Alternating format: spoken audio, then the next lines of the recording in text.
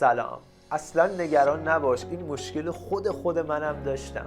بعضی وقتا می‌خواستم با دستگاه آیفونم به وایفا متصل شم ولی نمیشد. هر کاری کردم نمیشد.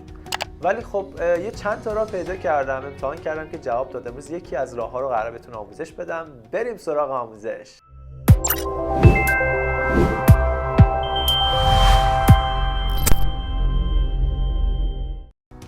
سلام. خیلی خوش اومدیم به این ویدیو. یکی از ساده ترین روش های حل مشکل قطعی وایفا اینه که وارد ستینگ بشیم، وارد قسمت وایفا و بر روی آیکون سمت راست که آبی رنگه کلیک کنیم و وارد تنظیمات وایفا بشیم. قسمت فراموشی وایفا رو میزنیم.